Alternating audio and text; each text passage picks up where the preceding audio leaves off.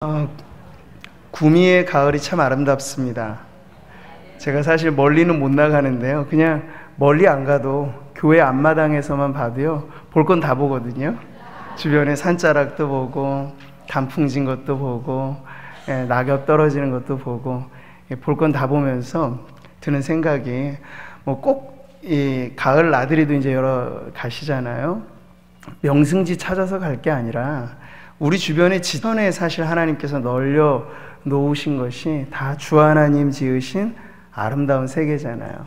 이 하나님의 창조 갤러리에 우리는 날마다 무료 관람을 하고 있는 겁니다. 그러니까 아름다움을 볼 줄 아는 눈만 있으면 이 모든 것에서 우리는 창조자의 손길을 보는 것이죠. 그러니까 차창밖에 우리가 무심결에 지나가지만 이 가로수들이 지금 얼마나 예쁜지 몰라요. 형형색색. 단풍에 물든 것만 예쁜 게 아니고 떨어지는 낙엽도 참 아름답죠. 그러니까 이 가을은 참 기쁨의 계절입니다. 그래서 떨어지는 모든 것에서도 우리는 하나님의 섭리를 읽을 수 있으니 하나님의 그 자녀로서 우리는 버릴 것이 없는 인생을 살고 있다고 믿습니다. 이 가을에 그래서 우리가 더 깊은 감사, 더 깊은 기도로, 가을에 어울리는 시 중에 이런 시가 있잖아요. 가을에는 기도하게 하소서. 기도라는 것이 우리에게 겸허한 모국어라고 노래를 하는데요. 더 깊은 감사, 또 더 깊은 기도로 나아가는 우리 사랑하는 성도님들 되시기를 축복합니다. 자, 우리 그런 의미에서 한번 이 찬양 같이 한번 불러보고 싶은데요. 날 구원하신 주 감사. 감사할 거리들이 참 많이 있는데 저희가 미처 다 표현을 못하는 것 있는 것 같아요. 이 가을에 향기로운 봄철에만 감사하는 게 아니고 외로운 가을에도 감사가 있기를 바랍니다.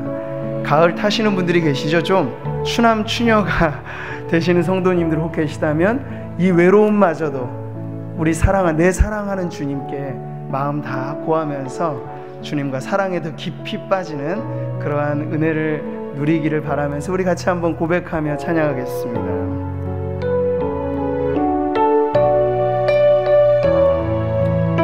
날 구원하신 주, 날 구원하신 주 감사, 모든 것 주심 감사, 지난 추억 이래 감사, 주의 곁에 계시네, 향기로운 봄철의 감사, 외로운 가을날 감사, 사라진 눈물도 감사, 나의 영혼 평안에 응답하신 기도 감사, 거절하신 것 감사, 헤쳐나온 풍랑 감사, 모든 것 채우시네, 아픔과 기쁨도 감사, 절망 중 위로 감사, 증량 못할 은혜 감사,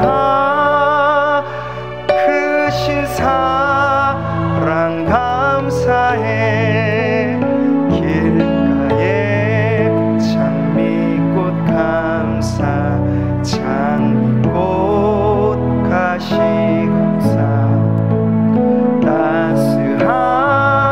따스한 가정 희망 주신 것 감사, 기쁨과 슬픔도 감사, 하늘 평안을 감사, 내일의 희망을 감사, 영원토록 감사해. 할렐루야. 우리 하나님 앞에 감사와 영광의 박수 한번 올려드리겠습니다. 반갑습니다. 룻기의 서막을 장식했던 여인 나오미, 그녀는 우리가 관찰한 것처럼 정말 헤어나오기 어려운 고통의 늪에 빠진 정말 기구한 운명의 여인이란 말이 꼭 맞는 사람이었습니다. 우리는 이러한 성경의 인물들 혹은 우리 주변의 사람들을 대할 때 고통에 빠진 사람에 대해서 쉽게 말하는 우를 범하지 않아야 합니다. 해답 아닌 정답은 말하기 쉽죠. 1 더하기 1이 2라는 건 누구나 다 아니까요. 하지만 고통에 빠진 사람에게 이렇게 영혼 없는 정답은요, 오히려 더 큰 고통을 가져다 줄 뿐입니다. 지금 보세요. 남편 잃어 외로운 둥지에서 새끼마저 잃은 어미새처럼 그렇게 고통의 나락에 빠져있는 나오미와 같은 여인에게 가벼운 조언은요, 그게 때론 신앙의 언어로 포장되어 있더라 하더라도 더 쓰라린, 쓴 웃음을 짓게 만드는 말들일 뿐이에요. 근데 우리 주변에는 우리 자신이 고통에 빠져보면 알죠. 욥의 친구들과 같은 사람이 의외로 많아요. 해답 없는 정답을 말하는 사람들. 고통의 심연에 빠져서 허우적거리는 욥에게 그 친구들은요, 얼마나 사실 고통이라고 하는 상처에 소금을 뿌리는 말들을 했는지 몰라요. 욥이 그래서 한탄하며 말하죠. 너희는 나를 헛되이 위로하려느냐. 너희 대답은 거짓일 뿐이니라. 자, 자신에게나 그리고 타인에게나 우리는 고통의 문제에 아주 조심해서 접근해야 합니다. 그래서 많은 말보다 고통을 대할 때는요, 마음과 태도가 아주 중요하다는 거예요. 그래서 우는 자들과 함께 울라고 성경은 가르쳐줍니다. 이게 마음의 태도죠. 장례를 치르는 성도들에게 조문을 갈 때는요, 값싼 동정의 말들이 필요한 게 아니라 말 없는 눈물이 이 추상을 치르는 가정에는 가장 적절한 위로가 될 수 있습니다. 자, 룻기에서 나오미는 지금 자신을 위해 울어줄 사람도 없는 그 이방 땅 모압에 남편과 두 아들의 묘비를 세워야 했습니다. 그런 그녀에게 세상이라고 하는 건 어떻게 비쳤을까요? 참 모순되고 뒤틀려진 세계가 아니었을까 싶습니다. 그래서 앞부분에 나와 있는 여러 지명들, 여러 인물의 이름을 보면 알 수 있죠. 찬양이란 이름의 뜻의 유다가 나오는데요, 근데 이미 그 지역에는 찬양 소리가 그쳤어요. 떡집이라 불렸던 베들레헴에 먹을 것이 없습니다. 수확이 많다는 이름의 에브랏 역시 소출이 없습니다. 여호와는 나의 왕이시라고 하는 거창한 이름을 갖고 있었던 엘리멜렉, 그는 먹고 살릴 궁색해지자 약속의 땅을 등지고 이방 땅에 이주를 결심했던 그러한 초라한 가장이었습니다. 기쁨과 즐거움이라는 이름의 나오미는 이제 슬픔과 괴로움의 여인이 되어버렸죠. 자, 이것이 룻기의 첫 페이지를 장식하는 이름들, 그 이름의 본질과 현 상황이 맞지 않는 모순되고 뒤틀려진 세계를 보여주는 모습입니다. 그런데 우리가 인생의 풍년을 살아갈 땐 잘 모르죠. 세계가 이렇게 어둡고 침침하다는 걸 몰라요. 그러나 인생의 흉년의 바람이 일고 고통을 느끼게 되면 비로소 알게 됩니다. 세상은 우리가 생각하는 것보다 더 죄로 뒤틀려 있고, 그래서 부조리하고 불완전하고 메마르고 삭막한 곳이라는 점을 말이죠. 이것이 고통의 바다에서 지금 간신히 구조되어서 오늘 본문에 보면 이제 새로운 여정에 오르게 된 나오미가 살았던 그 10년 세월 이방 땅에서 그가 보았던 세계의 모습이고요. 근데 어디 그뿐일까요? 오늘을 살아가는 우리들에게도 고통 속에 헤매이는 성도들의 눈에 비친 세계 역시도 이렇게 부조리하고 위험에 찬 세계의 모습을 우리는 보고 있습니다. 가깝고도 먼 나라 모압에서 강산이 한 번 바뀌고도 남을 10년의 세월을 보내는 동안 나오미는요, 어느새 과부들로 구성된 다문화 가족을 이루게 됐어요. 남편 자식 모두 잃은 과부인 나오미, 그리고 역시나 남편을 잃은 이 과부 며느리들, 다문화 가족이죠. 모압과 유다. 근데 어느 날 이들에게 바람결에 들려온 소식이 전해집니다. 6절의 말씀이죠. 여호와께서 자기 백성을 돌보시사 그들에게 양식을 주셨다. 풍문으로 들려진 겁니다. 자, 10년 전에는 그 땅에 먹을 것이 없어서 큰 결단 끝에 모압으로 왔어요. 근데 지금은 남편 자식 다 잃고 나니 모압에 먹을 것이 없어요. 먹고 살 길이 막막해요. 당시 과부들은 성경 시대에는 오늘날도 그렇지만요, 사회적 약자였습니다. 아주 약자였습니다. 그들에게 절대 세상은 만만한 곳이 아니었죠.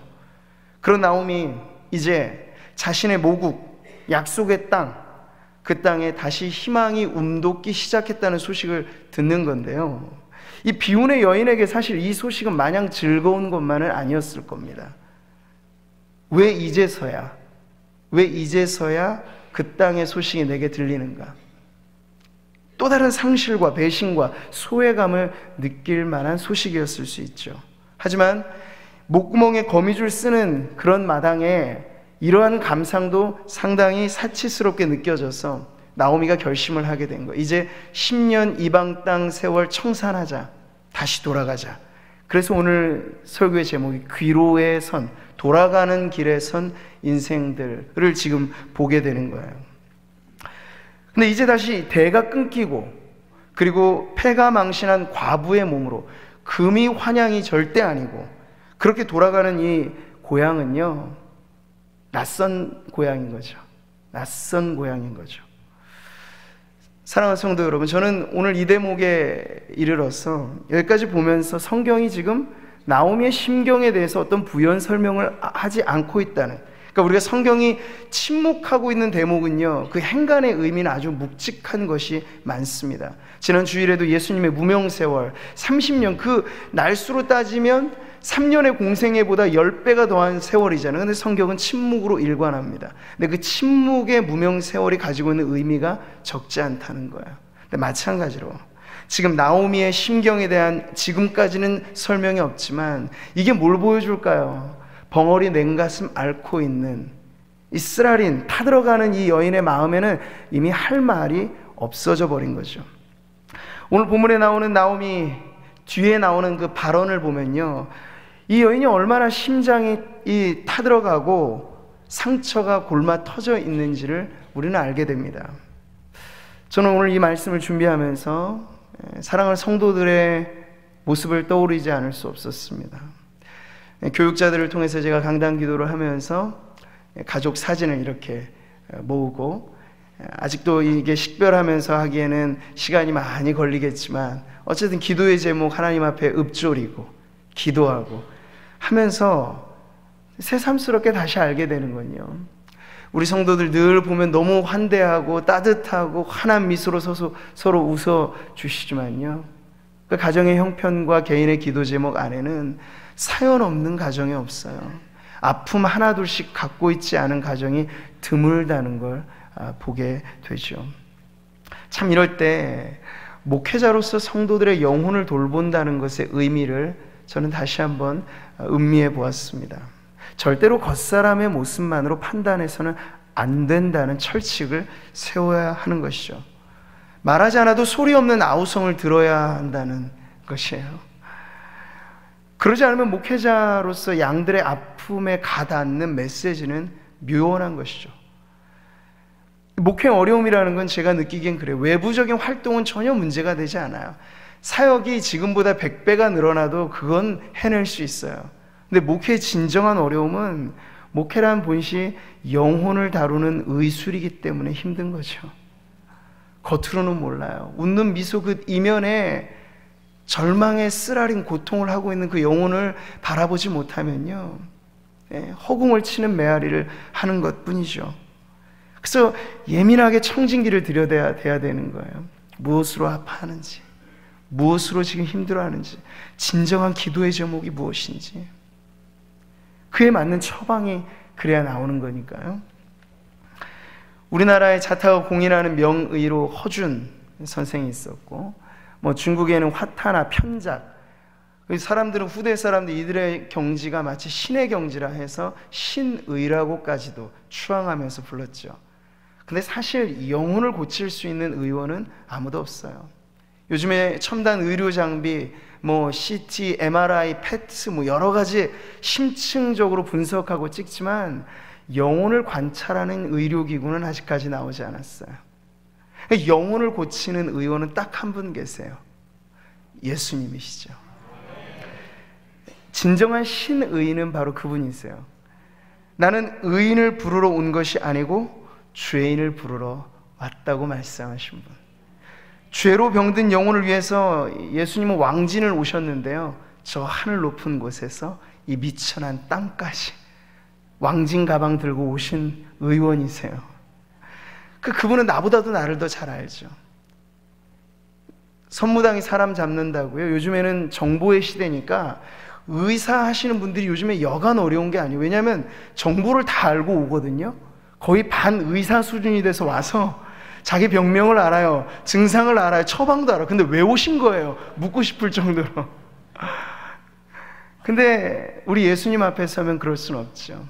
주님은 내가 모르는 내 모습, 절대 정보와 검색으로 찾아낼 수 없는 내 영혼의 심층적인 문제를 꿰뚫어 보시거든요. 그래서 그분의 말씀은 우리의 심령을 찔러 쪼갠다고 말씀하시잖아요. 레이저 치료를 하듯이 마치. 그러니까 하나님의 말씀이 정확하게 꽂히면 그 인생의 문제에 그 틈을 비집고 들어가서 그 안에서 말씀이 역사하는 그 능력이 나타나면 이런 일들이 일어나죠. 그가 내 모든 죄악을 사하시며 내 모든 병을 고치시며 내 생명을 파멸해서 속량하시고 인자와 긍휼로 관을 씌우시며 좋은 것으로 내 소원을 만족하게 하사 내 청춘을 독수리같이 새롭게 하시는도다. 할렐루야. 탁월한 의원이시고 의사이신 우리 예수님, 오늘 이 자리에 목말라 나온 우리 사랑하는 성도들의 그 필요를 따라 오늘 이 말씀의 축복이 임하시기를 주님의 이름으로 축원합니다. 자, 룻기에서 보이지 않는 손으로 역사하시는 하나님은 지금 이 대목에서 나오미에게 신호등을 켜주신 거예요. 받아들이는 나오미에게는 아직 치유와 회복은 먼 나라의 이야기로 들리겠지만 하나님은 이미 베들레헴이라고 하는 무대 세트를 다시 새롭게 하셨어요. 먹을거리가 있는 곳으로. 그래서 지금 나오미를 소리 없이 부르시는 거예요. 돌아와라 내 딸, 이렇게 돌아와 어서. 물론 나오미만 아니라 자식 잃은 대가로 얻은 며느리들까지 지금 부르시는 거죠. 자, 이제 생존 본능으로 나오미가 쓰디쓴 결심을 합니다. 자기도 처량한 신세지만 타문화권에 시집 와서 더부살이 하면서 처량해진 이 가엾은 딸 같은 며느리들, 대책 없기는 마찬가지여서 함께 귀향길에 가자고. 이제 그 보찜이 얼마나 가볍겠어요. 옛날에는 한 짐 단단히 짊어지고 모압에 왔는데 돌아가는 귀향길에 가져갈 것 없는 이 초라한 행색, 한 지붕 새 과부들이 돌아가는 길에 지금 오르고 있죠. 자, 이제라도 나오미가 자신의 인생에 켜진 이 신호등을 보았다는 것이 천만 다행이죠. 물론 우리는 생각해보면 조금 더 빨리 봤으면 좋았을걸. 만약 10년 전에 베들레헴에 흉년이 왔을 때 그 신호가 야, 너 빨리 모압으로 가서 살 길 찾아라, 이게 아니고 조금만 기다려. 힘들더라도 약속의 땅을 벗어나면 안 돼. 힘들더라도 예배의 자리를 지켜야 한다. 기다려라. 이 신호로 받아들였더라면 나오미의 인생은 아마 지금과 전혀 달라졌겠죠. 하지만 우리의 인생의 역사에는 만약은 없어요. 현실과 실제뿐이죠. 그렇지만 우리는 아쉬운 거예요. 기다림의 신호로 만약 나오미가 전에만 제대로 보았더라면 이 이방 땅 모질게 살아왔던 인생, 남편 떠나보내고 두 자식 가슴에 묻는 그 아픔은 좀 달라진 인생의 스토리가 아니었을까 하는 생각을 하는 거죠. 근데 우리도 마찬가지예요. 우리가 돌이켜보면 만약 내가 그때 후회 어린 기억들이 꽤나 많습니다. 내가 조금 더 주님의 뜻에 순종했더라면, 내가 조금 더 주님 앞에 인내하고 그 고난을 좀 믿음으로 견뎌냈더라면, 그런 좀 아쉬움들이 우리의 인생에도 많은 빛바랜 기억들 속에 있다는 거죠. 사랑하는 성도 여러분, 하나님께서는 이렇게 여러 상황에 따라 인생 신호등을 켜주시는 분이세요. 인생의 청신호가 켜질 때는 그래 안심하고 가라는 신호이죠. 그런데 주님이 깜빡깜빡하는 황색등 이후에 적신호를 켜주실 때가 있어요. 근데 그럴 때는요, 급해도 좀 바빠도 멈추라는 신호예요. 가지 마라, 멈춰. 근데 이걸 무시하고 좀 급한 김에 살짝 새벽인데 뭐 신호등 누가 보겠어 하고 가다가 사고가 나는 경우가 많죠. 인생의 사고는 그런 자칫 잘못하는 그 순간의 선택의 실수로 일어날 때가 참 많다는 거예요. 고난과 역경이라고 하는 것도 분명한 신호입니다. 조심하라는, 주의하라는 신호죠. 우리가 도로를 달릴 때 낙석주의라는 표지판이 있는 것처럼 고난과 역경을 통과하는 성도들에게 있어서는 이건 매우 주의를 요하는 구간이에요. 그래서 믿음의 핸들을 아주 잘 붙잡고 주의를 똑바로 차려서 이 구간을 통과해야 하는 구간이 바로 고난과 역경이라고 하는 구간인 거죠. 오늘 이 자리에 함께 예배하는 성도님들에게 인생의 구간과 상황이 다 다르실 텐데 어떤 신호등이 켜져 있으신가요? 어떤 신호등을 지금 보고 계신가요? 자, 우린 8절로부터 베들레헴으로 돌아가는 이 귀로에 선 여인들의 아주 짠한 이야기, 여기에 지금 대사 처리가 많이 되어 있죠. 나오미에게 이 여정은 돌아가는 길이었지만 이 모압 출신의 두 며느리에게는 아주 생소한 땅에 들어가는 길이었어요. 물론 나오미 역시도 고향은 고향이지만 낯선 고향 되어버렸고 이제 매우 험한 길로 가고 있는 거죠. 자, 발걸음 무겁게 낯선 고향에 향하는 이 발걸음에서 먼저 입을 연 것이 나오미입니다. 8절에서 지금 두 며느리에게 이렇게 말하죠. 너희는 각기 너희 어머니의 집으로 돌아가라. 그러니까 이 본문의 대목에서 가장 두드러지게 나오는 단어가 다름 아닌 돌아가라, 돌아가라. 근데 이 돌아가라는 이 단어가 상황에 따라 틀려요. 베들레헴으로 돌아가는 것인지 아니면 모압으로 돌아가는 것인지 잘 구별해서 보셔야 돼요. 근데 지금 며느리 애들에게는 모압으로 다시 돌아가라고 말하고 있어요. 이 중간길에서. 왜? 고생길이 지금 뻔하거든요. 나오미나 두 며느리나 다 알고 있는 사실이에요. 말하지 않았을 뿐이지. 하지만 이미 세 여인은 인생의 모진 풍파를 다 거쳐왔고 시아버지 떠나보내고 남편들 떠나보내고 그래서 이 정들 것 다 든 마당이기 때문에 죽어도 같이 죽자는 심정으로 지금 가고 있는 거예요. 무슨 화려한 핑크빛 미래가 보장된 걸 가고 있는 게 아니라. 자, 이것을 누구보다 잘 알기 때문에 나오미가 어렵게 입을 연 거죠. 말없이 갔더라면 베들레헴까지 세 여인이 갔겠지만요, 이제 나오미가 운을 뗀 이상의 두 며느리들에게는 선택의 기로가 열린 거죠. 시어머니 고향 땅으로 돌아갈 것인지 아니면 자기 고향 땅 모압으로 다시 돌아갈 것인지. 자, 오르바와 룻의 결정을 해야 할 순간이 다가온 겁니다. 처음의 반응은 두 며느리 모두 소리를 높여 웁니다. 우리가 어디 가겠습니까? 어머니 귀향길에 우리도 같이 갈 겁니다. 그 눈물은 전 진실이었다고 생각합니다. 분명 저미는 아픔도 진심이었습니다. 자, 하지만 말하기 전부터 이미 이 모든 것들을 예상하고 나오미가 말을 한 것이기 때문에 나오미 역시 물러서지 않습니다. 11절로부터 나오는 이 호칭이 바뀌어지잖아요. 며느리가 아니라 이제 내 딸들이라고 말해요. 얼마나 애정과 사랑이 담겨있는 그러한 말인지 알 수 있죠. 딸처럼 소중히 여기는 며느리들, 청상 과부가 된 신세에 낯선 그녀들에게는 낯선 땅인 베들레헴에 간다는 건 너무나 무모했고 위험한 선택이었기 때문에 나오미는 계속해서 회유하죠. 여기서 우리는 나오미의 인간적인 사랑을 느낍니다. 온정과 진심에서 우러난 사랑. 근데 그 사랑은요, 가슴 아프더라도 자기 살점을 베어내는 것 같은 고통이더라도 이제 며느리를 떼어놓아야 될 시점이 왔다는, 그래서 그것을 표현하는 사랑이에요. 인정에 끌려 죽더라도 같이 가겠다고 말하는 이 며느리들에게 이 나오미가 그래서 계속 집요하게 설득하는 거죠. 이런 거예요. 그 당시로는 과부에게는 무조건 남편이 절대적인 희망이거든요. 근데 이렇게 말하는 거죠. 늙은 시어머니에게 지금 무슨 소망이 있겠니? 내가 지금 나이에 재혼해서 아들을 낳겠느냐? 너희들에게 그 아이가 자라날 동안 기다릴 수 있겠느냐? 그러니까 희망이 없다는 거예요. 절망의 선언을 지금 계속 하고 있는 거죠. 그러면서 13절에서 참 결정타 같은 한 말을 남깁니다. 여호와의 손이 나를 치셨으므로 나는 너희로 말미암아 더욱 마음이 아프도다. 나오미의 심정이 얼만큼 지금 메어지고 찢겨져 있는지를 알 수 있죠. 절대적인 절망을 지금 선언하고 있는 겁니다.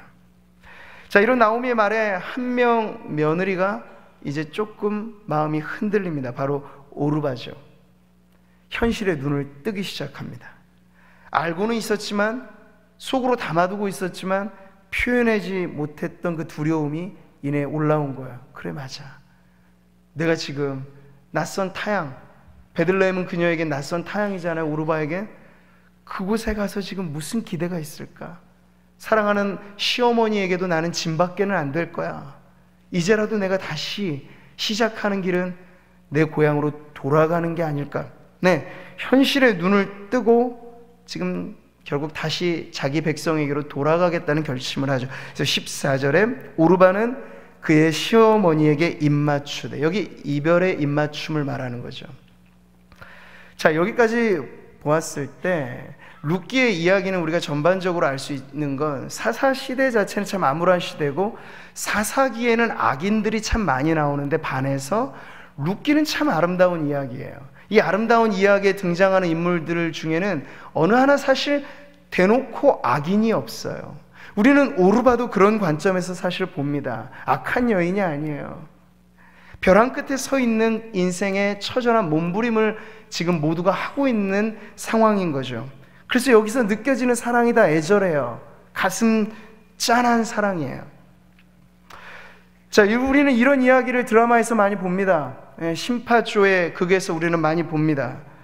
하지만 그 이야기는 딱 거기까지죠. 보는 이들로 하여금 마음을 저미게 하고 눈물을 흘리게는 하지만 그 이상의 어떤 것을 기대할 수는 없어요. 우리가 사는 세상, 우리의 이야기도 꼭 비슷한 게 그 모습이기 때문에 그 이상도 그 이하도 아니죠. 들여다보면 아파하는 가정마다 정말 죽지 못해 산다고 말하는 그러한 가정마다 저마다의 가슴 아픈 사연이 있습니다. 짠한 사랑이 그 안에 있죠.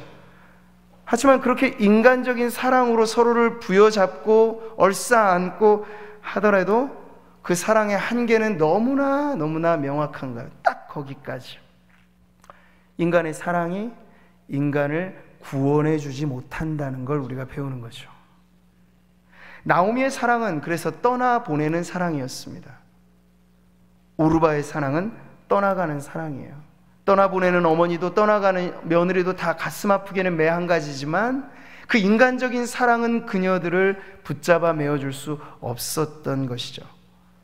자, 그런데 이제 마지막 우리가 읽은 14절에서 오늘 제가 보면서 구미에서 아름다운 광경 중에 밤하늘에 떠있는 달덩어리를 봤는데요. 보셨죠 다? 너무너무 예쁘고 제가 표현을 어떻게 할 길을 몰라서 우리 딸아이들한테 야, 아빠가 밤에 봤는데 달이 너무너무 큰데 야, 눈으로 보니까 주먹만 하더라 말을 했는데 웃음을 막 깔깔 웃더라고요. 크다고 했는데 주먹만 하다 그러니까 안 어울린 거예요. 표현할 길이 막막하더라고요. 근데 정말 오늘 달이 예쁘고 휘황찬란하고 막 그렇지 않아요? 까만 밤하늘이기 때문에 더 빛나는 14절에 그런 여인이 등장하고 있어요. 지금 영롱한 별빛처럼 14절 마지막에 룻은 그를, 나오미죠, 붙쫓았더라. 자, 이 대목이 룻기의 여주인공이 혜성처럼 등장하는 대목입니다. 그 전까지 그냥 오르바나 룻이나 매 한 가지 그냥 며느리들 정도로만 보였는데 지금 범상치 않은 여인의 모습이 바로 룻에게서 보여지는 거예요. 지금은 잘 쓰지 않는 표현이죠. 붙쫓다라고 하는, 우리말 사전에서도 보면 존경하며 섬기며 따른다 이런 뜻인데 원어를 조금 더 직역해서 표현하면 이건 딱 달라붙는다는 표현이에요. 딱 꼭 붙잡다, 꼭 매달린다 이런 표현이에요. 자, 이런 상황에서 우리가 연상해 보시면 오르바가 이별의 입맞춤으로 등 돌리고 가는 그 대목에서 룻은 주저앉으면서 시어머니의 옷절미를 잡고 있는 것이죠. 다리를 붙들고 끌어안으면서 어머니 제가 어디 갑니까? 더 꽉 끌어안는 거예요. 네. 이별의 입맞춤과 더 꼭 끌어안는 이 손, 이게 지금 대조되는 건데요, 이것으로 두 여인의 운명이 갈립니다. 오르바와 룻의 운명이 갈리죠. 우리는 그래서 룻기에서, 성경에서 더 이상 오르바의 행적은 찾을 길이 없어요. 이런 거죠. 그 한 번의 태도와 그 한 번의 결정이 우리의 인생에 어떠한 결과들을 가져다 주는지를 극명하게 보여주는 대목이에요. 룻기의 세 여인, 인간적으로는 참 가슴 아픈 사랑을 나눴습니다. 하지만 우리가 지금에 살펴보는 것처럼 룻기는 전면에 드러나지 않는 하나님이 이 인물들의 이야기, 인물들의 대화, 인물들의 상황을 통해서 말씀하시는 그러한 말씀이라고 제가 알려드렸는데요, 이 인간적인 사랑의 한계 속에서 하나님은 반대로 하나님의 사랑을 지금 가르쳐주고 계신 거예요. 인간의 사랑은요, 상황에 따라 갈려집니다. 이별의 입맞춤이 생겨요. 인간의 사랑은 그래서 유효기간이 짧습니다. 아무리 서로 우리 정말 끝까지 사랑하겠노라 말해도 죽음이 그 사랑을 갈라놓으면 어쩔 수 없어요. 인간의 사랑은 쉬 변질됩니다. 우리는 나오미에게서, 오르바에게서 그런 인간적인 사랑을 보는데요, 근데 마지막 등장하는 이 여인 룻에게는요, 그 이상의 어떤 것이 보이는 거죠. 시련이 올 때 더 달라붙는 사랑, 지금 룻이 보여주는 사랑이 그런 거예요. 역경의 순간 포기하지 않는 사랑, 조건을 훌쩍 뛰어넘는 사랑, 사랑하지 않아도 될 사람, 책임지지 않아도 될 사람을 그럼에도 불구하고 사랑하는 사랑. 어디서 우리가 본 듯한 사랑 아닙니까? 바로 하나님의 사랑이죠. 룻기의 대주제가 바로 인애, 끊을 수 없는 하나님의 사랑인데, 지금 붙잡다라고 하는 그 룻의 온몸으로 표현되어지는 그 사랑 안에는요, 조건을 뛰어넘는 거예요. 한계를 뛰어넘는 거예요. 하나님이 룻을 통하여 보여주고 싶은 사랑은 바로 나의 사랑도 이와 같다라는 걸 알려주시는 거죠. 자, 이제 룻기의 이야기는 그래서 새로운 전기로 접어듭니다. 중요한 결정의 순간 과부 시어머니에게 꽉 매달린 과부 며느리 룻, 이 이방 여인에게 약속의 땅으로 향한 이 귀로 돌아가는 그 길, 그 이후에 어떤 일들이 펼쳐질까요? 아니, 궁금하시죠? 그 이야기는 다음 주에 우리 구미상모교회 룻기의 안방극장이 수요일마다 지금 펼쳐져서 다음 주에 들려드리겠습니다. 사랑하는 성도 여러분, 오늘 우리가 이 룻기를 통해서 제목으로도 삼았던 귀로에 선 인생들, 돌아가는 인생의 모습을 봅니다. 돌아가는 길에서 반드시 부딪히는 게 선택의 문제예요. 지금 이 자리에 눌러 앉을 것인가, 훌훌 털고 일어설 것인가. 인간은 하나님이 천사와 다르게 지으신 피조물이죠.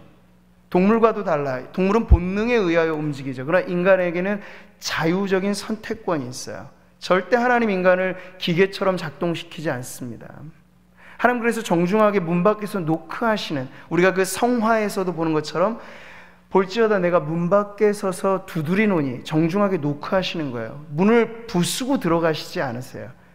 인간을 그렇게 만드셨고 하나님 인격적으로 우리에게 다가오시기 때문에 그렇죠. 선택의 몫을 우리에게 주신 겁니다. 책임 있는 존재로 우리를 존중하시는 겁니다. 그래서 귀로에 선 인생들에겐 선택의 문제가 있습니다. 일어설 것인가, 주저앉을 것인가. 하늘이 무너져도 솟아날 구멍이 있다고 하는데, 내가 절망에 그저 내 인생 포기할 것인가, 아니면 믿음의 한 올 실마리를 붙잡고 다시 한번 기도할 것인가. 계속 가던 길 갈 것인가, 아니면 어려운 상황 왔으니 돌아갈 것인가. 이 모든 선택이 우리 앞에 놓여져 있습니다. 철로 역정이라고 말하는 천성을 향하여 가는 나그네 길을 걸어가는 우리들에게 갈림길이 이만저만 많은 게 아니에요. 그럴 때마다 우리는 선택의 기로에 서는 것이죠. 우로 갈 것인가 좌로 갈 것인가. 그러니 성급하게 갈 수 없는 거예요. 기도하지 않고는 한 걸음 한 걸음 우리 자의적인 선택으로 가다가 10년의 세월을 돌아갈 수 있기 때문에. 야곱의 인생이 보여주는 거 그것 아닙니까? 억지로 자기가 축복을 쟁취하려고 했는데 그 덕분에 돌아온 건 30년 넘는 타향살이. 돌아 다시 온 베델로 오기까지 30년의 세월이 흘러간 거야. 그럴 수 있다는 거죠. 한 번의 선택이 말이에요. 이것이 인생의 법칙이고 또한 신앙의 법칙입니다. 누군가 이런 말을 했습니다.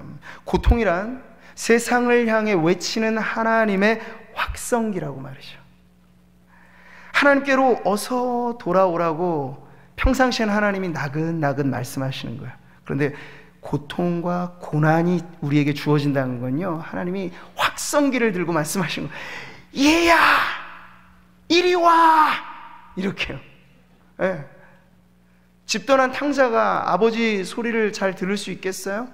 타들어가는 아버지 마음은 확성기라도 들고 말하고 싶은 거잖아요. 얘야, 어서 와! 네. 어서 돌아오, 어서 돌아만 오. 지은 죄가 무리 무겁고 크더라도 점점점. 네, 이렇게 부르시는 거예요. 네, 우리가 선택해야 될 몫인 거죠. 하나님이 사랑하는 성도 여러분의 삶에 우리가 인간적으로 받아들이기 어려운 역경이라고 하는 것, 고난이라고 하는 것이 올 때 이렇게 한번 생각해 보시면 다른 답이 나오는 거죠. 하나님 지금 나에게 확성기를 켜고 계신다. 네. 인생에 여러 신호등이 있는데 지금 어떤 신호등이 켜져 있다고 제가 한번 여쭤보았죠? 청색등이 켜져 있으십니까? 그러면 가시면 돼요. 두려워하지 마시고. 뭔가 중요한 결정 앞에 인간적으로는 힘든데 하나님이 담대함을 갖게 하시고 약속의 말씀을 주시고 성령께서 우리의 마음에 불붙는 확신을 주시면요, 상황과 여건을 보지 마세요. 가시면 됩니다. 그런데 반대의 경우도 있어요. 계산기 두드려 보면 이거 맞아요. 아, 지금 이때다. 근데 하나님이 웬걸요, 말씀으로 주시는 건 계속 적색등을 켜주셔요. 야, 너 한 번 더 생각해봐. 그게 믿음의 결정이겠니? 너 한 번 더 고민해봐. 너 지금 눈에 보이는 그곳이 소돔과 고모라가 될 수도 있어. 네. 룻하고 이름이 비슷한 등장인물이잖아요. 롯. 아브람보다 아주 명석하게 사리분별이 아주 뛰어나서 선택했거든요. 오늘날로 말하면 부동산 투자 가치가 좋은 땅이었어요. 소돔 고모라가 젖과 꿀이 흐르는 땅이라고 보였거든요. 냉큼 그 땅 찾아간 거예요. 근데 웬걸요, 거기가 소돔이요, 거기가 고모라였어요. 그러니 우리 눈에 보기에 좋아 보인다고 냉큼 집어서 안 될 일들이 많다는 거예요. 고민하지 말고, 아, 이건 그냥 되는 거지, 다 가는데 그렇게 안 된다는 거예요. 하나님이 우리에게 적색 신호등을 켜주셨으면 아무리 옳아 보이고 아무리 좋아 보여도 일단 멈춰야 되죠. 네. 이 세상에 사랑이라고 부르는 많은 감정, 많은 헌신, 많은 나눔이 있습니다. 이 세상의 18번 노래의 주제는 역시 사랑이에요. 그런데 문제가 있죠. 이 세상에 부르는 사랑은 영원하지 않다는 거. 인간적인 사랑에는 명확한 한계가 있다는 거. 이 세상 사랑 노래, 그래서 이와 대조되어진 오늘 우리가 듣는 이 룻의 모습을 통하여 우리에게 불러주시는 하늘의 사랑의 노래에 오늘 우리가 귀 기울여야 하겠습니다. 우리를 향해 부르시는 하나님의 노래예요. 아버지의 노래고 아버지의 사랑의 노래예요. 그 사랑은 변함이 없습니다. 그 사랑은 고난과 역경을 지날 때 우리를 더 꼭 붙잡아주는 사랑입니다. 우리가 약할 때 우리를 더 힘있게 해주는 사랑입니다. 절대로 우리를 놓지 않는 사랑입니다. 천사들이나 권세들이나 이 세상 일이나 기품이나 높음이나 죽음이나 그 어떤 것도 우리를 그리스도 예수 안에 있는 하나님의 사랑에서 끊을 수 없다는 바로 그 사랑이에요. 세상에 여러 많은 사랑들로 인하여 배신감과 또 실망감에 젖어 있는 분들이 이 자리에 계시다면 그것은 하나의 신호입니다. 그래, 그게 맞아. 이 세상의 사랑은 유효기간이 짧고 변질되기 쉬운 거야. 이제라도 알았으니 잘 됐다. 변하지 않는 사랑이 여기 있는데 한번 맛보지 않겠니? 하나님이 그 세상에 실망한 사랑 때문에, 믿었던 사람에게 배신당한 그 아픔 때문에 도리어 우리에게 말씀하시는 것, 돌아오렴. 내 너를 사랑한단다. 변함없는 사랑으로 너를 품어줄 거야. 남편이 채워줄 수 없는 사랑 내가 줄 거야. 그렇게 말이죠. 그 아들을 주시기까지 한 사랑인걸요. 그리고 그 아들은 자신을 십자가에 못 박는 데 내주기까지 한 사랑입니다. 늘 들어도 질리지 않는 사랑의 노래예요. 하나님 크신 사랑은 늘 들어도. 오늘 우리는 룻기를 통해 그 사랑을 봅니다. 붙쫓는 사랑, 딱 달라붙는 사랑. 오늘도 하나님은 그 사랑으로 우리를 부르세요. 어서 돌아오라고. 아버지 품으로, 그리고 본향으로 돌아오라고. 모르겠습니다. 이 자리에 다 예배하시는 분들이 이미 다 아버지 품 안에 계시리라고 믿는데요. 근데 혹시나 탕자는 집 떠난 탕자만 있는 게 아니라 집 안에 있는 탕자도 있었거든요. 가까이는 있었는데 아버지의 마음 모르고, 예배는 드리는데 하나님의 사랑 모를 수 있거든요. 혹 그런 분들 계시다면 오늘 이 룻기를 통하여 우리에게 들려주시는 하나님의 붙쫓는 사랑으로 다시 한번 돌아오시기 바랍니다. 첫사랑의 감격을 회복하시기를 축복하고요. 그리고 우리도 역시 하나님을 붙쫓는 사랑으로 착 달라붙어서 고난과 역경을 지날 때 더 달라붙어서 하나님 사랑하는 그 일편단심한 마음으로 나아가는 저와 여러분 되시기를 주님의 이름으로 축복합니다. 우리 함께 이 찬양 부르면서 기도하도록 하겠습니다. 찬송가 273장, 우리 잘 아는 찬양이죠. 오늘 하나님의 이 음성이 우리에게 그렇게 들릴 때, 어서 돌아오라고 말씀하실 때, 이거 뭐 새 가족들이 부흥했다나 부르는 노래가 아니고요, 헌 가족들, 우리 오랜 신앙생활 하다가 이미 마음이 좀 헐어버린 분들이 다시 불러야 될 찬양 아닐까요? 아버지 제가 있습니다. 집안에 있는 탕자가 저라면 제가 아버지의 품에 다시 안기겠습니다. 고백하시면서 같이 한번 찬양하겠습니다.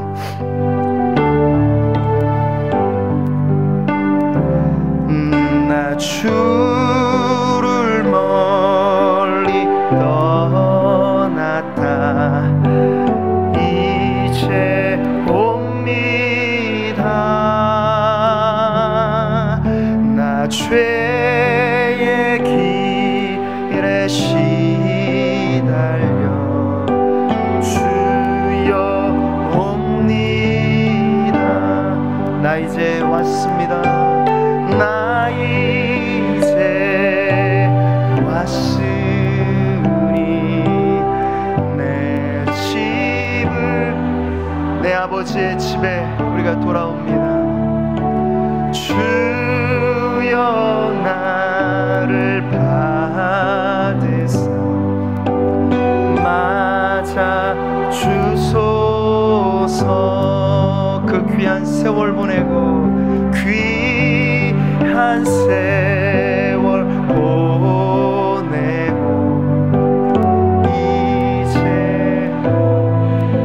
이제라도 오면 다행이에요. 감사합니다 주님.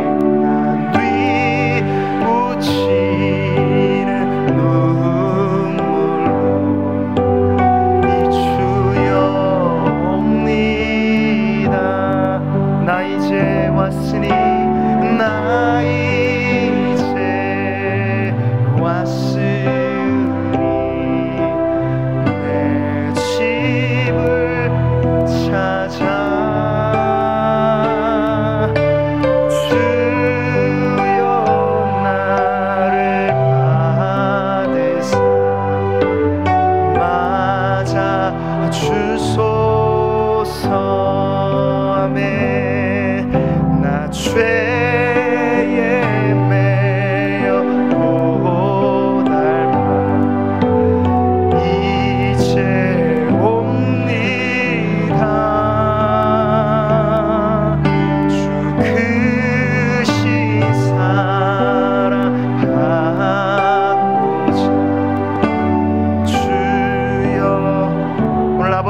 안기기 원하는 우리 사랑하는 성도들을 받아주시옵소서.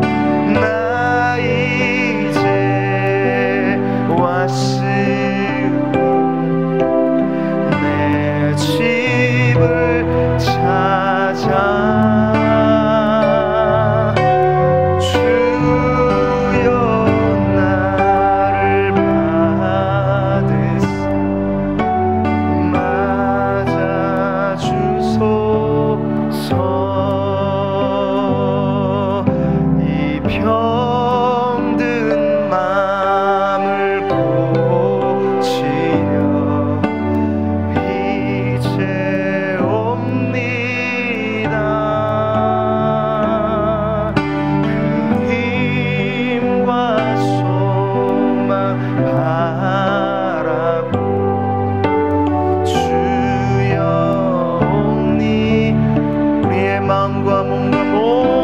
주님께 옵니다.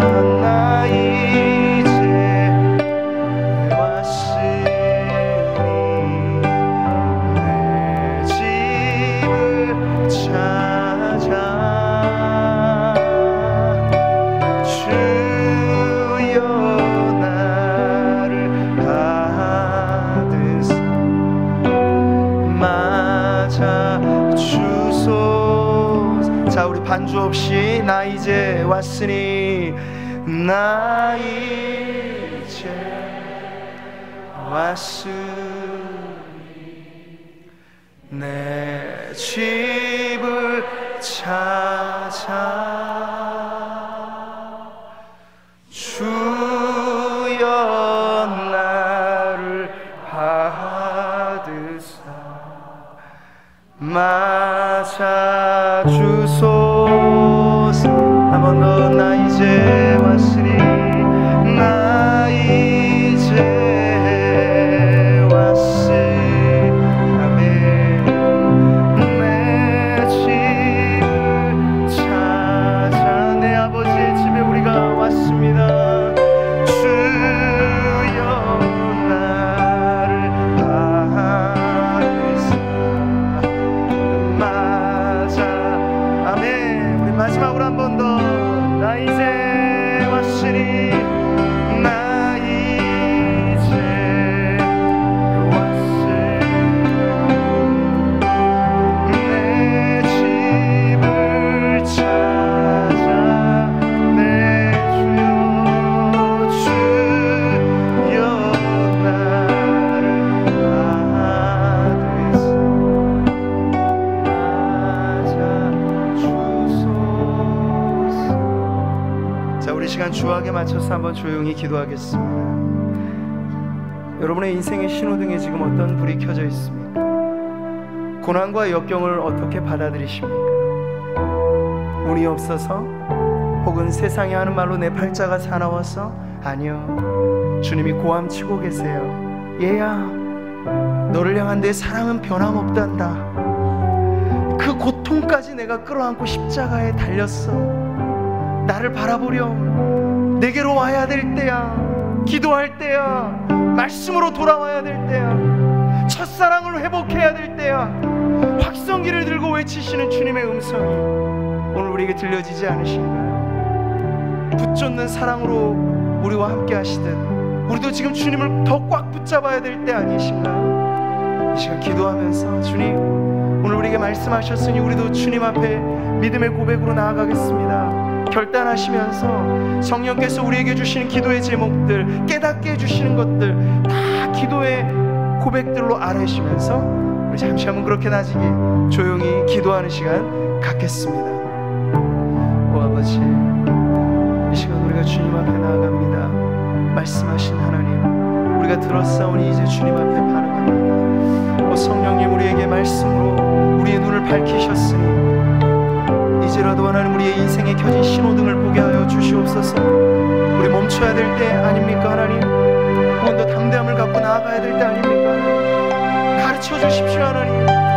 우리의 인생의 행로가 돌아가는 길에서 멈추어 있지 않도록, 주저앉지 않도록, 절망의 나락에 포기하지 않도록 하나님 말씀해 주십시오. 세상의 기준을 하나님 뛰어넘는 하나님의 사랑으로 우리에게 말씀해 주시고 세상의 기준을 뛰어넘는 하나님을 말씀해 주시고, 하나님 우리가 그래서 다시 한번 믿음으로 사는 법을 배우게 하여 주시옵소서. 하늘의 위로를 받게 하여 주시옵소서.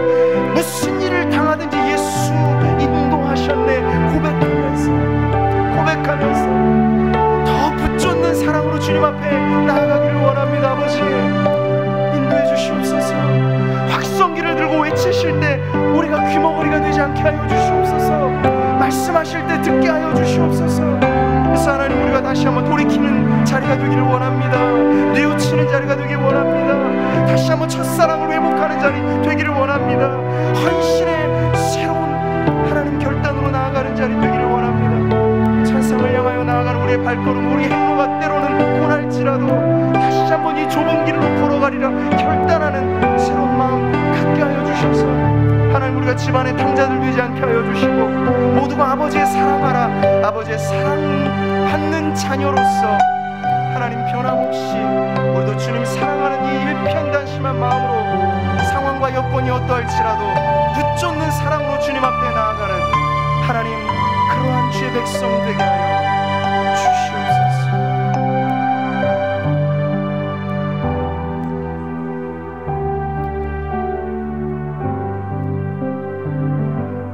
우리를 향하여 말씀하시는 하나님, 오늘도 주님은 살아계시고 역사하시는 분이십니다.